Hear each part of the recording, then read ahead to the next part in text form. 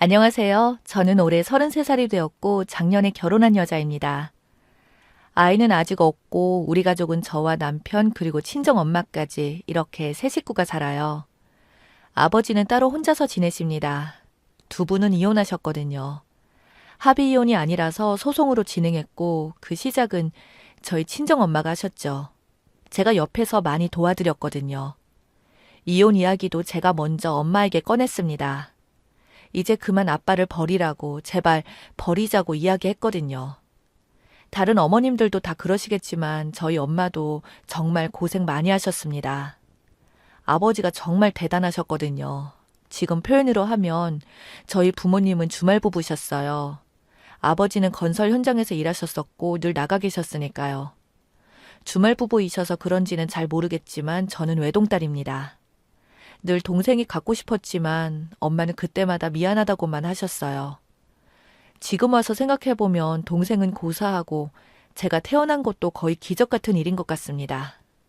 어릴 적 아버지에 대한 기억은 거의 없어요. 제가 중학생이 되면서부터 아버지가 이상하다고 생각했고 고등학생이 되어서는 우리 엄마가 정말 너무 불쌍하다고 느끼게 되었으니까요. 그때부터 저는 꿈이 하나 있었습니다. 아버지 없는 곳에서 엄마와 단둘이 지내고 싶었습니다. 특히 아버지의 가족들인 고모들과 다 끊고 살길 원했어요. 엄마가 당했던 시집살이는 엄마만 기억하고 상처받은 게 아닙니다. 그 자식들도 모두 다 보고 싹 다 기억합니다. 아버지는 늘 건설 현장에서 지낸다고 하며 집에는 거의 없었는데도 고모들은 자주 저희 집에 찾아오며 엄마를 괴롭혔어요. 늘 엄마에게 와서는 할머니에게 잘하지 못한다면서 구박을 하셨죠. 매번 그러셨습니다. 저희 아빠는 장남이었어요. 다 고모들 뿐이었고 혼자 남자라 그 당시 기준에서는 아빠가 부모님을 모셔야 했나 봐요. 근데 지금 사는 집도 20평이 안 되는 작은 빌라에 살아서 모실 공간 자체가 없었거든요. 그건 사실 집이 작아서 모시지 못한 건데 고모들은 그렇게 찾아와서 구박하고 시골로 내려가 모시고 지내라고 며느리가 뭐 하고 있냐고 아주 대놓고 이야기했습니다. 아빠는 그런 상황을 다 알면서도 모른 척했고요. 그래서 제가 집에 있으면 늘 집 전화는 제가 받았습니다. 고모에게 오면 항상 엄마는 집에 없다고 이야기했고요. 그런 구박을 그때까지 지금까지 그리고 부모님 이혼 후에는 저에게도 하십니다. 그리고 지금은 다 끊고 살고 있어요. 아버지는 지방 건설 현장 근처에서 지내시면서 집에는 거의 오지도 않으셨고 나중에는 바람까지 난 것 같았어요. 부모님들이 싸우시던 날 엄마는 유독 심하게 화내더라고요. 그때 처음 이혼이라는 이야기도 하셨고요. 하지만 이혼을 하지 않으셨어요. 그 이유가 저 때문인 것 같아요. 제가 그 당시에 중학생이었거든요. 제가 고등학생이 되었을 때도 아빠는 또 바람을 피웠고 그때는 제가 먼저 이혼하시라고 이야기할 정도였습니다. 왜 답답하게 참고 사시느냐고 그냥 이혼하고 우리 둘이 나가서 살자고 제가 세게 이야기했거든요. 그래서 저는 바람 피는 사람은 인간으로 취급하지 않습니다. 아무리 아이들 모르게 바람을 피우고 싸운다고 해도 다 알고 있어요. 한 집에 같이 살면 부모님이 숨소리만 들어도 눈빛만 봐도 지금 어떤 상황인지 알게 됩니다. 아버지의 두 번의 바람은 어린 저에게 큰 충격이었고 모든 걸 다 기억하고 있습니다. 그 여자의 이름도 기억했어요. 그래서 고등학생 때부터 제 꿈이 엄마랑 둘이 사는 걸로 바뀐 거예요. 돈 많이 벌어서 단둘이 살고 싶었어요. 돈을 많이 벌기 위해서 열심히 공부했고 학자금 대출로 대학에 가서도 정말 이를 갈면서 악착같이 했어요. 제가 어린 시절을 그런 아빠와 보내서 그런지 예전부터 인간이 사는 모습이 마치 비료 같다고 생각했습니다. 어른이 되고부터는 자신을 녹여 거품을 만드는 것처럼 그렇게 녹아 사라질 때까지 거품을 만든다고 생각했어요. 특히 저희 엄마를 보면 그런 생각이 참 자주 들었습니다. 사람마다 거품이 잘 나는 사람이 있고 아무리 비벼봐도 거품이 잘 나지 않는 사람이 있잖아요. 저희는 가난해서 엄마는 아무리 비벼도 거품이 잘 나지 않는 사람이었고 그런 우리 엄마가 나 때문에 다 녹아 없어질까 봐 저는 시간이 없었습니다. 그래서 거품이 잘 나는 사람이 되려고 공부에 매달렸고 대학교도 1학기 먼저 조기 졸업하고 직장을 구했어요. 그렇게 제약회사에 들어갔습니다. 제가 사회에 들어간 나이가 25살이었어요. 지금 33살이 돼서야 엄마를 모시고 나오게 되었습니다. 처음에 직장에 들어가게 되었을 때부터 저는 친정엄마와 따로 나와 지내려고 했지만 쉽지 않았어요. 엄마는 계속 지금까지 어떻게 참고 살아왔는지 제가 결혼할 때까진 참고 지내겠다고 아직은 아니라고 하셨어요. 그래서 제가 29살이 되었을 때 결혼하려고 준비했었는데 상견례까지 다 마친 상황에서 엎어지게 되었습니다. 아버지가 그 당시에 예비 신랑에게 저 몰래 돈을 빌리려고 해서 그 일이 커지면서 예비 시댁에서 먼저 파혼하자고 했어요. 아빠는 예비 신랑에게 돈을 먼저 빌리고 나중에 축의금이 들어오면 거기서 돈을 갚겠다고 급하게 했다더군요. 전 그 이야기를 예비 신랑에게 전해 듣고 너무 부끄러워서 이미 파혼은 예상했었습니다. 아빠를 말려보고 싸워도 보고 했지만 어차피 나중에 축의금 들어올 돈인데 뭐 어떠냐고 오히려 화를 내셨고요. 그 이야기가 예비 시부모님들에게까지 전해지면서 그냥 전화로 파혼 통보를 하시더라고요. 인연이 아닌 것 같다며 자세한 집안 상황은 모르겠지만 아들을 둔 부모 마음을 이해해달라면서 받아들일 수 없다고 하셨어요. 결국 그렇게 제 첫 번째 결혼이 아빠 때문에 파혼으로 끝이 났고 그때부터 저는 아빠와 연을 끊고 살았습니다. 근데 고모들이 하는 소리가 참 가관이었어요. 아빠 덕분에 이상한 집안을 피할 수 있었다고 다행으로 생각하라더군요. 그 뒤로 저는 결혼에 대해서 포기하고 살았어요. 이런 아빠를 둬서 내 팔자에 결혼은 없을 것 같았습니다. 엄마에게도 딸 자식 결혼 기다리지 말고 당장 그 집에서 나오라고 제발 아빠를 버리라고 했습니다. 엄마는 끝까지 제 결혼을 기다리셨어요. 결혼식장에 아빠 손잡고 들어가야 하지 않겠냐고 하시면서요. 그렇게 3년이 더 지났고 새로운 인연을 만나게 되었어요. 저보다 4살이 많은 약사 남자였습니다. 근데 웃긴 건 그 남자도 파혼 경험이 있어서 결혼에 대해 포기하면서 지냈다고 하더라고요. 자기가 집안에서 늦둥이 막내 아들인데 아버지는 어릴 때 이미 돌아가셨고 어머님은 건강이 좋지 않으셔서 결혼을 서둘러 하려다가 파혼하게 되었다면서 이제 어머님까지 돌아가셔서 결혼에 대해 완전히 접고 지냈었다고 저랑 엄청 비슷하다고 했어요. 그렇게 서로 파혼 경험을 이야기하면서 점점 친해지게 되었고 결국 1년 만에 서로 결혼을 생각하는 사이가 되었습니다. 얼마 뒤 저희 부모님께 예비 신랑을 소개해드렸고요. 정말 대단하게도 저희 아빠는 이번에도 예비 신랑에게 돈 이야기를 꺼냈습니다. 그러자 엄마가 옆에서 말렸고 아빠는 예비 신랑 앞에서 엄마에게 소리를 질렀습니다. 예비 신랑에게는 저희 집안 이야기를 모두 했던 터라 크게 놀라지는 않았지만 아빠는 참 한결같았습니다. 그렇게 결혼식을 올렸고 그날 오랜만에 고모들 얼굴도 봤어요. 뭐가 그리 불만인지 계속 표정이 안 좋더라고요. 제가 약사 남편하고 결혼하는 게 그렇게 배가 아픈 건지 고모 셋이 돌아가며 저에게 계속 약사가 맞냐고 물어보고 남자가 나이가 많아 보인다고 재혼이냐고 묻기까지 했어요. 어떻게든 흠을 잡으려고 갖은 노력을 다하더군요. 그런 가족들 때문에 제 결혼식 사진은 엉망으로 나왔습니다. 표정은 계속 굳어있고 사진 찍는 내내 저에게 표정 풀라고 큰 소리를 몇 번이나 들었어요. 아빠라는 사람은 축의금 받는 곳에 서서 받는 봉투를 그 자리에서 열어보더군요. 지옥 같은 결혼식이 별 사고 없이 잘 끝났고요. 몇 달 뒤 새로 장만한 신혼집에 집들이를 했어요. 분명 저는 부모님만 불렀는데 아빠가 다 이야기했는지 고모들까지 우르르 몰려왔습니다. 집에 와서는 계속 이곳저곳을 들쑤시고 다니며 만져보고 열어보고 난리도 아니었고요. 심지어는 냉장고까지 다 확인하더군요. 그렇게 식사를 하고 제가 엄마를 모시고 저희 집 안방을 보여드렸습니다. 아빠랑 고모들도 따라왔고요. 저희 신혼집은 방이 3개입니다. 한 곳은 저희 부부가 쓰고 한 곳은 옷장처럼 쓰다가 나중에 아이 방을 할 거고 햇볕이 잘 드는 가장 좋은 방에 가서 엄마에게 물어봤어요. 여기 방에 마음에 드냐고 햇볕이 잘 든다고 하며 내일부터 여기서 우리랑 같이 살자고 이야기했습니다. 아빠는 깜짝 놀라며 왜 갑자기 네 엄마를 데려가려고 해 해서 엄마 가방에서 이혼 서류를 꺼내 보여드렸습니다. 이제 그만 불쌍한 엄마 놔달라고 이야기했어요. 그때부터 아빠는 난리쳤고 이게 갑자기 무슨 일이냐고 잘 살다가 갑자기 왜 이혼을 하자고 하냐면서 나중엔 소리까지 지르며 엄마가 쓸 방문을 발로 차기 시작했어요. 그래서 제 남편이 와서 말렸고요. 더 놀랄 것도 없었습니다.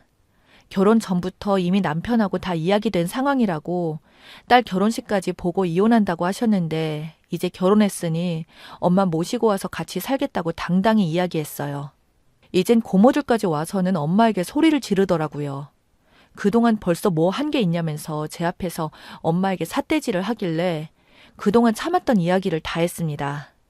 아빠가 예전에 여자 만나던 이야기, 바람을 피다 2번 걸렸다는 이야기들, 그리고 제 파혼 이야기까지 고모들 앞에서 몽땅 다 이야기했습니다.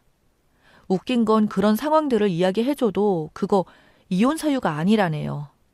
고모들은 무조건 아빠가 불쌍하고 엄마가 문제라고 했고 목소리가 점점 커지다가 나중엔 서로 소리를 질렀습니다.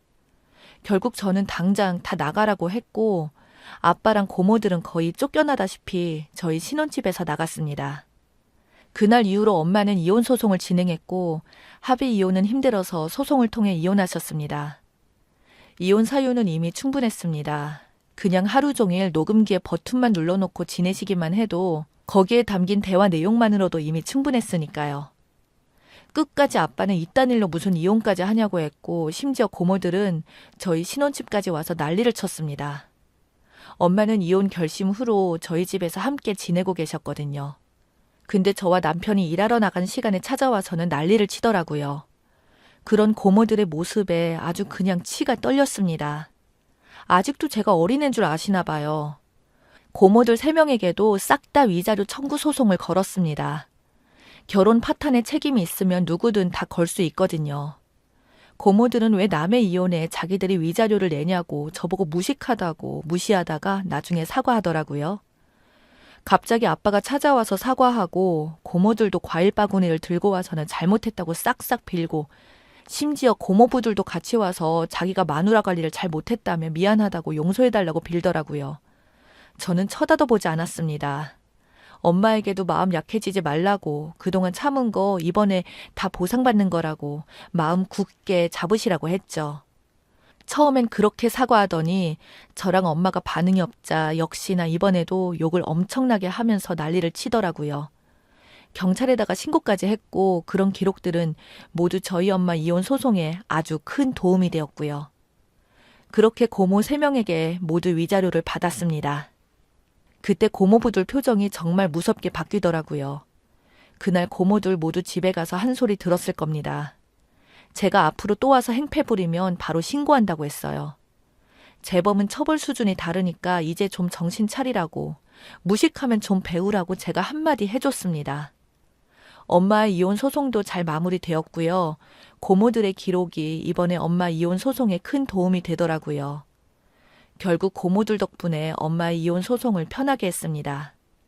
위자료에 재산 분할까지 깔끔하게 받아서 나오셨어요. 아빠는 살던 집을 팔아버리시고는 큰 고모 있는 동네로 내려가 지낸다고 하시더군요. 저희 엄마는 이혼 소송을 마치고 친구분들과 제주도에 다녀오셨어요. 태어나서 처음 비행기 타본다고 좋아하셨습니다. 친척 동생에게 전해 들었는데 고모들 사이에서 제 욕을 그렇게 심하게 한다고. 이제는 아빠도 같이 합세해서 자기 딸 욕을 그렇게 한다고 합니다. 그래서 제가 정말 마음이 더 편해지네요. 죄송한 마음이 싹 사라졌어요. 장모님과 함께 사는 남편이 참 고맙기도 하고 미안하기도 했는데 남편은 정말 고맙게도 자기는 더 좋다고 늦둥이로 태어나 엄마와 지낸 시간이 짧아 아쉬웠는데 오히려 요즘은 참 좋다고 합니다. 엄마가 딸의 결혼까지 보겠다고 버텨준 덕분에 제가 저렇게 좋은 남편을 만나게 된 것 같기도 하고요. 누가 뒤에서 뭐라고 욕을 하든 이제 신경 끄고 앞으로 저는 우리 엄마랑 행복하게 지낼 겁니다. 감사합니다.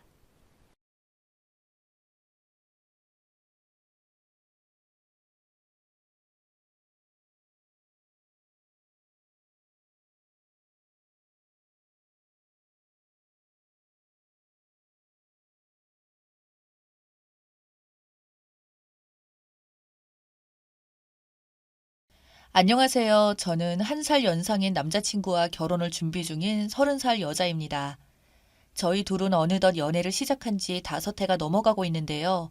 학생 때부터 만나 이제는 둘 다 어엿한 직장인이 되어서 남부럽지 않은 연애를 하면서 서로의 20대를 완성해 나갔어요.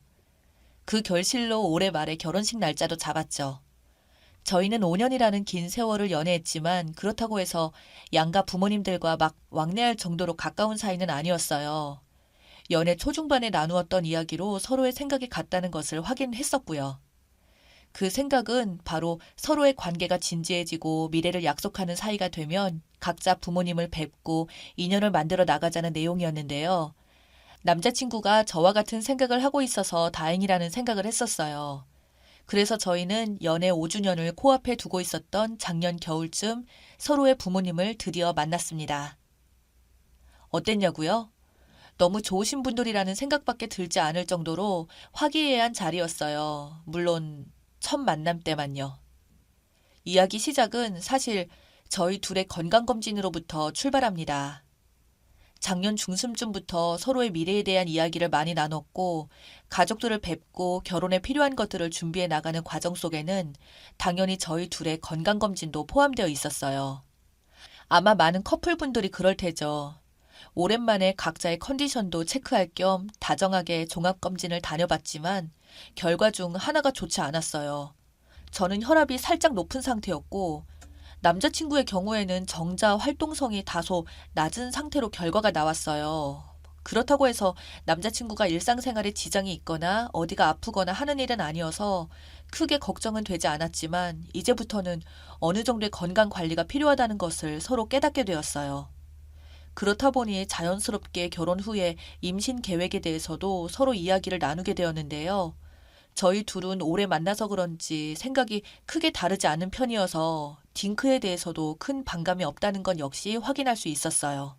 자녀를 두지 않고 살아가는 부부들을 일컫는 말이 딩크족이죠. 한국에서도 종종 들을 수 있는 이름이기도 하잖아요. 제 경우에는 아이를 무조건적으로 낳는다고 생각하기보다는 완전히 아이에게 희생할 용기가 있고 안전하게 길러낼 여건이 마련된 상태에서 계획하는 것이 임신이라는 생각에 가까웠어요. 그리고 남자친구의 마인드로는 한평생 고생하시는 부모님을 보면서 본인이 훗날 가정을 꾸리게 된다면 자녀 없이 부부 둘이서 하고 싶은 진로와 취미를 모두 존중하며 사는 것도 좋겠다는 생각이었죠. 각자 조금씩 차이가 있는 의견들이었지만 딩크라는 개념에 대해서 큰 거부감이 없다는 공통점 하나만은 확실했어요. 그리고 약 1년이 지난 지금 저희는 오랫동안 이야기를 나누고 충분히 고민한 뒤에 딩크 부부가 되는 것이 좋겠다는 판단을 내렸어요. 남자친구는 내심 본인의 건강 상태가 난임에 가까운 상태여서 걱정을 했는데 이렇게 같은 생각으로 발맞춰 나갈 수 있어서 고맙다는 이야기를 전했어요. 그리고 앞으로도 더욱더 열심히 건강관리를 하겠다는 고마운 약속도 해줬죠. 하지만 그 부분은 저에게는 전혀 큰일이 아니었어요. 그저 남자친구가 오래오래 아프지 않고 무탈하고 건강하기만 하면 되는 일이니까요. 단 하나 걱정되는 것이 있었다면 양가 부모님이 딩크에 대해서 어떤 반응을 보일지가 살짝 신경 쓰인다는 점이 있는데요. 아무래도 저희보다 1세대 앞에서 살아오신 분들이니 단번에 이해시키기에는 조금 무리가 있지 않을까 싶었거든요. 하지만 제가 괜한 걱정을 한 걸까요? 처음으로 결혼 얘기를 예비 시댁 부모님들께 꺼내던 날 남자친구가 먼저 선뜻 딩크 부부에 관한 이야기를 설명드렸어요. 그리고 우리 역시 딩크에 대한 의지가 있다는 말까지 전했죠. 순간 움찔하고 놀랐지만 생각보다 덤덤하신 예비 시어머니, 시아버지의 표정을 보니 안심이 되었어요. 생각보다 훨씬 트이신 분들이구나. 내가 괜한 걱정을 한 거구나 싶었죠. 하지만 이 모든 감정은 결국 첫날의 인상에 불과했어요. 첫 만남이 지나가고 난 뒤 예비 시댁에서는 생각보다 너무나 잦은 연락이 오기 시작했어요. 처음에는 문자 한두 통으로 시작되었던 연락이 시간이 지나면 지날수록 전화로 바뀌었고 심지어 한밤중에 연락이 오거나 업무 시간에도 연락이 오기 시작했어요. 연락을 받지 않을 순 없어서 늦게라도 연락을 드리면 내용은 다 시시콜콜한 일상 이야기들 뿐이었죠. 하지만 처음에는 그런 연락들이 그나마 싫지만은 않았어요. 저를 예쁘게 봐주셔서 늦게나마 인사드린 것이 죄송스러워서 더욱 잘해야겠다는 생각을 했었거든요. 하지만 이야기의 주제는 점점 바뀌어 갔어요. 식장을 예약하고 신혼여행지를 정하고 신혼집을 알아보는 등 할 때마다 귀신처럼 등장하는 게 바로 시어머니의 전화였죠. 우리끼리 정하라고 하셔서 진짜 우리끼리 알아보고 결정했는데 그런 것들이 섭섭했었나 싶었지만 이야기는 달랐어요. 어머니의 꽁꽁 숨겨진 내막의 주제는 바로 딩크였거든요. 우리 모였던 날 우리 아들이 이야기했던 거 말이다. 너네 아이도 안 낳고 살겠다는 그 말 혹시 네가 먼저 그러자고 설득했던 거니? 저는 말문이 턱 막혔어요. 딩크에 굉장히 호의적이었고 어디까지나 너희들의 결정이라며 존중해 주시던 예전의 말투가 전혀 아니었거든요. 아니요, 저희 둘이서 충분히 고민하고 내린 결정인데요. 왜 그러세요? 그땐 그냥 그러려니 하고 정신없이 넘어갔다만 사실 그날 이후로 자다가도 아이 안 낳겠다는 소리가 자꾸 생각이 난다. 생각을 하면 할수록 이해가 되지 않아서 말이야. 왜 낳지 않겠다는 거니? 어머니의 질문은 추궁으로 바뀌었고 수십 수백 번을 정중히 설명드려도 오로지 돌아오는 대답은 왜 안 낳겠다는 거니 한마디뿐이었어요. 이런 대화가 길어지니 정신적으로 스트레스가 되더라고요. 그리고 같은 대답을 몇십 번씩 하다 보니 저희 대답도 점점 싸늘하게 변해갔고 그런 말투에 예비 시어머니는 거의 펄쩍 뛰듯이 반응했어요. 어머니, 같은 질문만 몇 날 며칠 하시는데 이 질문 오빠한테는 해보셨어요? 아니, 얘 말하는 것 좀 봐라. 누가 보면 아들 놔두고 너만 잡는다는 소리도 들린다? 예, 그렇게 들리고 그렇게 보입니다. 죄송하지만 업무 중이어서 끊겠습니다. 처음 만난 날부터 네 싹수를 알아봤어야 했네. 됐다. 내가 먼저 끊는다. 그렇게 일방적으로 몰아붙여진 전화가 끊기고 나니 갑자기 엄청나게 억울한 마음과 비참한 마음이 들었어요. 이럴 거면 첫 만남 때 그렇게 상냥하게 대해주시나 말던지 예식장 예약부터 신혼집 예약까지 모두 마무리되고 있는 이 시점에 왜 이러시는 건지 이제 다 잡은 사람이다 싶어서 이러는 건지 별의별 생각이 다 들더라고요. 그래서 결국 남자친구에게 이야기를 모두 털어놓게 되었어요. 애초부터 혼자 잘 이해시켜 보려던 제 생각이 너무 미련했던 거죠. 저와 예비 시어머니의 근래 이야기를 모두 들은 남자친구는 먼저 제게 엄청 미안해했어요. 혹시 이야기를 듣고 나를 다그치면 어떡하나, 그렇게 되면 정말 나는 이 결혼을 못하겠다고 걱정했던 마음이 살며시 내려앉더라고요. 다행이었어요. 지금부터 이건 내가 온전히 책임질게. 더 이상 너한테 연락 안 가게 할게. 혹여 연락이 온다고 해도 예의 때문에 받을 필요 없어. 정말 미안해. 어머니를 대신해 진심으로 사과하는 눈빛을 보고 있으니 같이 먹먹해지면서 눈물이 나더라고요. 혼자서 어떻게 부모님들을 설득할 수 있을까? 이 결혼 무난하게 진행될 수 있는 건가 싶기도 했고요. 그렇게 며칠이 지났어요. 남자친구의 말대로 시어머니한테 2통의 전화가 더 걸려왔었고 저는 받지 않았죠. 그러던 어느 날 늦은 밤에 장문의 문자가 한 통 왔어요. 너는 어떻게 배워먹었길래 어른 전화를 무시하니? 이 행동만 봐도 너는 안 될 년이구나. 내가 물은 말에 또 물으려고 전화한 게 아니다. 다른 거 궁금해서 전화했었다. 너 혹시 어디 문제 있는 거 아니니? 그렇지 않고서 여자로 태어나서 왜 애를 낳지 않겠다고 떼를 쓰는 거니? 오타가 가득한 긴 문자 속에서 분노와 불신, 경멸의 감정이 모두 들어있다는 것을 느낄 수 있었어요. 그 문자를 읽고 저 역시 엄청난 분노가 치솟더라고요. 이렇게까지 꽉 막힌 사람인데 가족이 된다고 생각하니 순간 소름이 확 끼쳤습니다. 그리고 엄청나게 흥분한 상태에서 답장을 했죠. 어디까지 하시나 보려다가 정말 어이가 없어서 답장드립니다. 아드님이 난임인 건 알고 계신가요?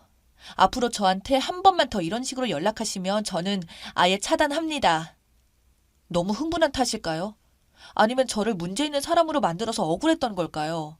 아무리 묻고 또 물어도 말하지 않으려고 했던 남자친구의 난임 사실을 말했습니다. 사실 남자친구는 첫 검진을 받은 지 1년이 채 되지 않아서 난임을 넘어 불임을 확정받았습니다. 건강에 문제가 없다던 우리에게는 별일은 아니라고 생각했었죠. 하지만 어찌됐던 부모님이기에 그렇게까지 얘기할 수는 없어서 난임인 건 알고 있냐고 답장을 했어요. 어차피 제가 말 안 하더라도 예비 시댁의 생각이 바뀌지 않으면 남자친구가 어련히 말하겠거니 생각하게 됐었고요. 그 문자를 뒤로 어머니에게는 더 이상 연락이 오지 않았어요. 그런데 오빠에게도 며칠 동안 연락이 오지 않는 겁니다. 어떻게 된 일인지 전화도 받지 않고 메신저도 답이 없던 그에게 무려 3일 만에 연락이 왔습니다. 엄청난 욕설과 함께요. 야, 이 미친 거사. 네가 제정신이야? 우리 엄마한테 난임이라고 말했냐? 더러운 말 나오기 전에 당장 연락해서 아니라고 해라. 네가 정신이 나가서 화가 나서 아무 말이나 한 거라고 하라고. 저는 남자친구의 그런 말투를 5년 동안 처음 들어봤어요. 무슨 버튼이라도 눌러진 사람처럼 저한테 쏘아대는데요. 정말 이렇게까지 욕할 일인가 싶을 정도로 무섭더라고요. 당장 나오라고 하는데 미친 사람 같아서 나가지도 못하겠고 연락조차 받기가 무서울 정도였어요. 한순간 모든 게 무너지는 느낌이 들었지만 한편으로는 하늘이 나를 도왔나 싶을 정도로 돌변하는 그를 보면서 저는 단단해졌어요. 앞에 한 말은 말 같지 않아서 대답 안 할게. 그리고 한 번만 더 그딴 말투로 말하면 너도 너네 가족처럼 나한테 없는 사람 되는 줄 알아. 이 말과 함께 저는 전화를 끊었어요. 정신 차리고 사과하는 연락이라도 오길 바랬는데 오빠한테는 정말이지 한 통의 연락도 오지 않더라고요. 자신이 보인 태도는 생각도 안 하고 되려 제 반응에만 충격을 받은 사람처럼 욕설이 가득했던 전화가 5년을 연애한 저희의 마지막 연락이었다면 믿겨지실까요? 식을 위해 예약했던 모든 것들을 다 취소하고 원래 일상으로 돌아오는 데는 생각보다 긴 시간이 필요하진 않았어요. 약 한 달이면 모든 것이 제자리로 돌아오더라고요. 처음에는 너무 허탈했지만 시간이 지나면 지날수록 식전에 일어난 일이라는 것에 안도의 한숨을 푹 내쉬는 저를 발견하곤 해요. 그리고 정말 코웃음 나는 소식이 하나 있는데요. 그렇게 저를 멸시하던 예비 시어머니에게서 참여하는 문자가 오더라고요. 내가 잘못했다. 아들은 잘못한 게 없다. 애가 하도 몰아세워서 잠깐 정신이 나간 거다. 이해해라. 네가 먼저 연락해봐라. 등등 별별 말이 다 쏟아져 나왔습니다. 이렇게 연락이 오면 올수록 내가 괜찮은 사람이었구나 싶은 생각이 들어서 굳이 차단하지 않고 하나하나 수집하고 있는 요즘이랍니다. 여러분, 저 잘한 거 맞죠? 힘 좀 주세요.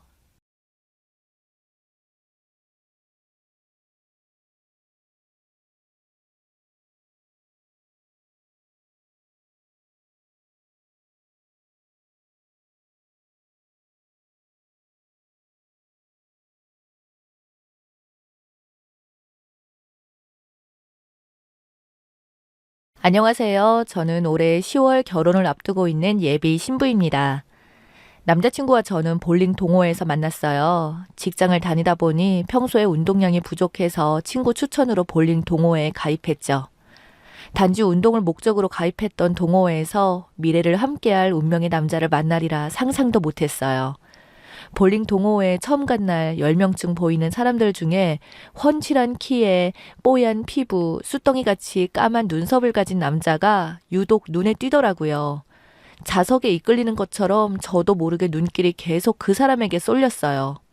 그 사람이 바로 저와 미래를 약속한 예비 신랑, 지금의 남자친구입니다.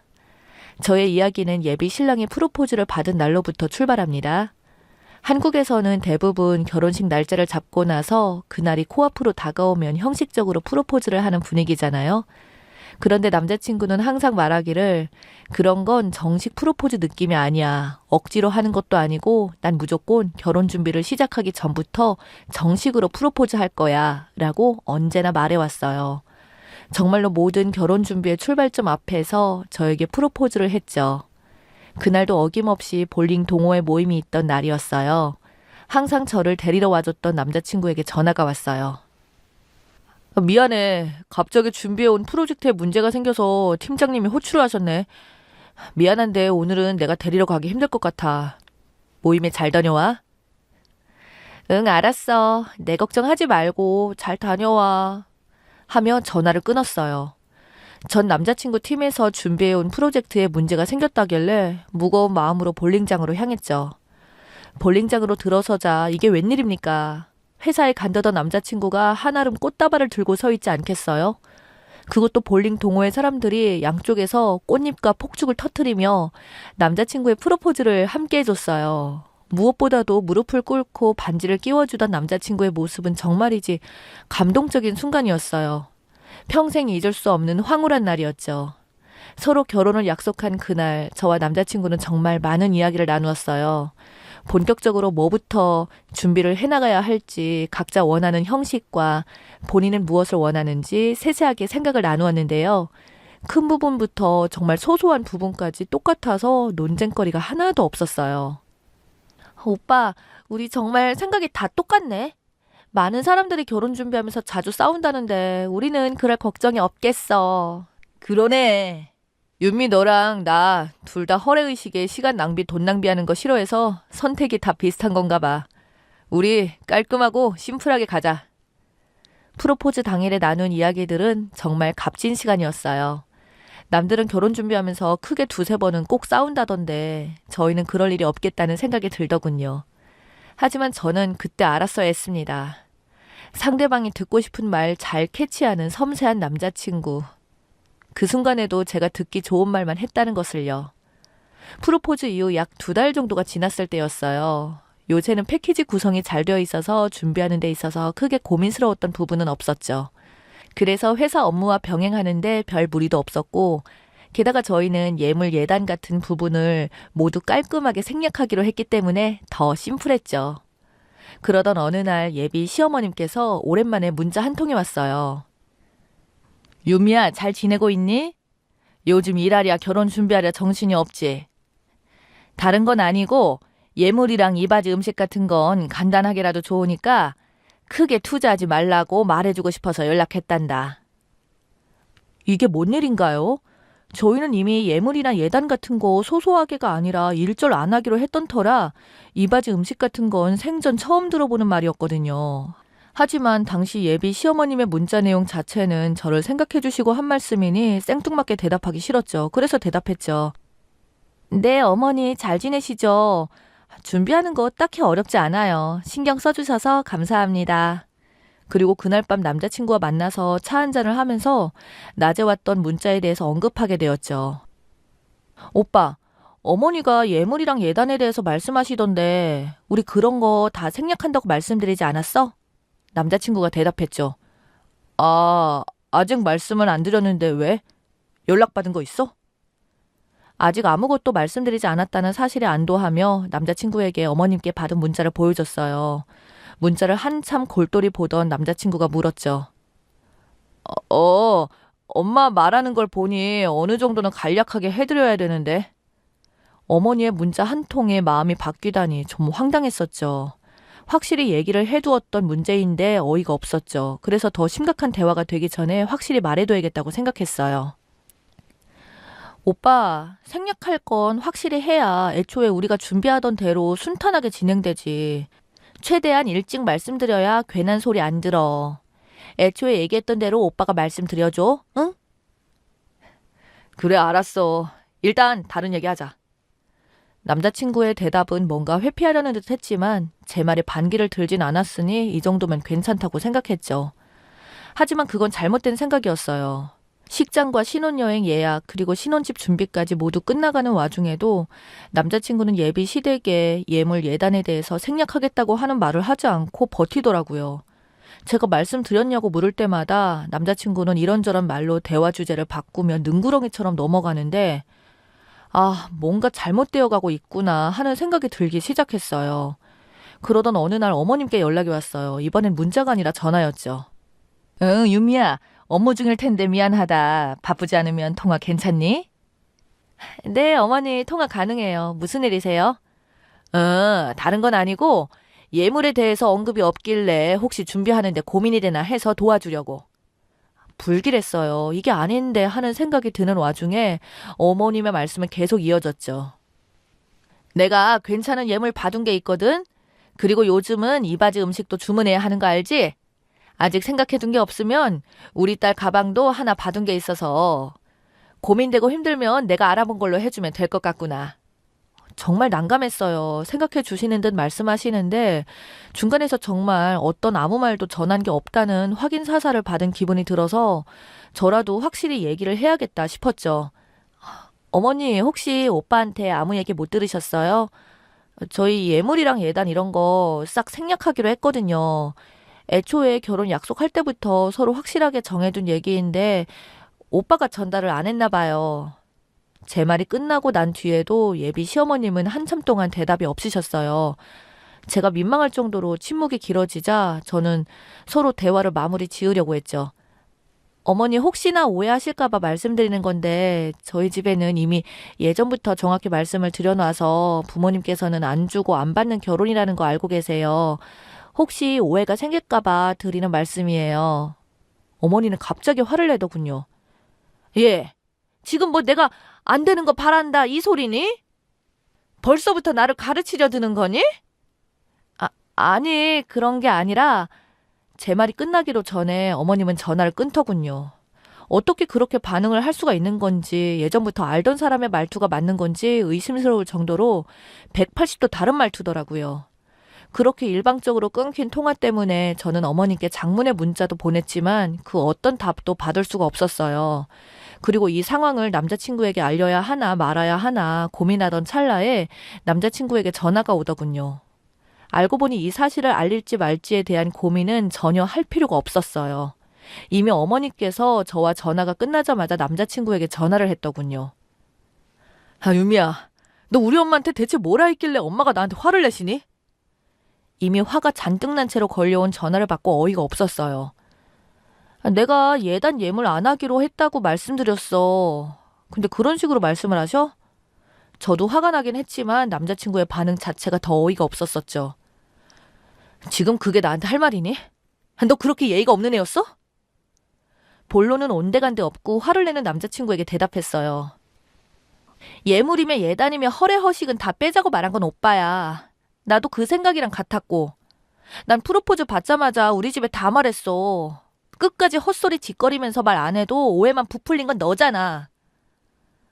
하지만 남자친구의 대답은 갈수록 더 황당했죠. 너 그깟 가방 몇 개가 돈이 그렇게 아까워? 부모님한테 들어보니까 다른 거 몰라도 이 바지 음식은 처가에서 꼭 하는 거라던데 그게 그렇게 아까워? 대체 이제껏 나랑 둘이서 얘기한 건 다 어디로 간 건지 돌아오는 대답마다 정말 놀람과 실망의 연속이었어요. 하지만 그날은 너무 서로 감정이 안 좋은 것 같아서 일단 대화를 그만하기로 했죠. 그날 밤 집에 가서 속상한 마음에 저녁도 거르고 방에서 멍하니 천장만 보고 누워 있었어요. 그런 저를 보고 걱정된 부모님이 방으로 들어오셔서 자초지종을 물으시더라고요. 정말 어른들의 생각은 다 그런 건지 궁금해서 낮에 있던 상황을 말씀드렸더니 저희 부모님이 불같이 화를 내더군요. 너 그럼 그쪽에서 하는 말을 그냥 다 듣기만 하고 온 거야? 그런 건 아니야, 엄마. 나도 할 말은 했어. 근데 중요한 건 오빠마저도 예비 시댁편을 든다는 게 문제지. 너 잘 들어. 당장 눈앞의 예물만 생각하면 100번이고 1000번이고 살 수 있어. 그런데 지금 돌아가는 꼴이 어떠니? 이미 둘이서 끝난 얘기를 못 받아들이는 시댁도 문제고 너랑 얘기해놓고 말 싹 바꾸는 네 애인이 제일 문제야. 네 팔자 망하고 싶지 않으면 잘 생각해야 한다. 저희 부모님도 오빠의 부모님이랑 동년배인데 이렇게 대답이 다를 수가 있나 싶었어요. 한편으로는 부모님이 시댁을 이해해주길 바랐던 거죠. 뭔가 정신이 번쩍 뜨이는 기분이었어요. 하지만 그날 이후로도 오빠와 저는 대화의 실마리가 전혀 보이지 않았어요. 여전히 오빠는 시댁편을 들고 있었고 저는 저만 이기적이고 못된 사람이 되더라고요. 상황이 계속 이렇게 진행되다 보니 예비 시어머니의 태도를 떠나서 남자친구라는 사람 자체에 대해서 다시 생각해보게 되더군요. 그리고 그런 와중에도 시어머니에게 간간히 문자가 왔어요. 내가 고작 그 가방 하나 못 받아서 그러는 줄 아니? 하나를 보면 열을 아는 법이다. 생각해보고 집으로 찾아오거라. 하나를 보면 열을 알다니 도대체 갈수록 대체 어쩌자는 건지. 지속되는 예비 시댁에 연락과 풀리지 않는 남자친구와의 관계로 저는 점점 지쳐갔어요. 그럼에도 불구하고 제가 무언가 결단을 내리지 못한 건 이미 너무 많은 부분이 진행된 결혼 준비 때문이었죠. 그러던 어느 날 부모님과 저녁을 먹는 자리에서 이야기가 나오게 되었고 너무 속상한 마음에 그 문자를 부모님께 보여드리게 되었어요. 문자를 하나 둘 읽어보던 엄마는 갑자기 저에게 묻지도 않고 예비 시어머니의 전화번호로 통화 버튼을 누르고 말았죠. 제가 말릴 틈도 없이 시어머니는 전화를 받았어요. 엄마는 보란 듯이 스피커폰으로 켜놓고 통화를 하셨어요. 저 윤미 엄마입니다. 윤미한테 보낸 문자 보고 전화 드립니다. 예비 시어머님은 당황하셨는지 짧은 침묵을 보였고 뒤이어 대답을 하시더군요. 아, 그러세요? 어쩐 일이십니까? 보자 하니 황당해서 제가 전화드렸습니다. 아이들 둘이 허례의식 싹 걷어내고 결혼하겠다는데 거기다 대고 뭐를 자꾸 해달라고 하는 겁니까?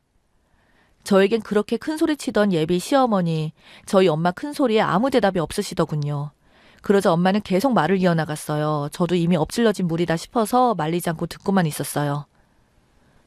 자기들끼리 결혼관이 맞아서 준비해온 건데 집에서는 아들이 아무 말도 안 합니까?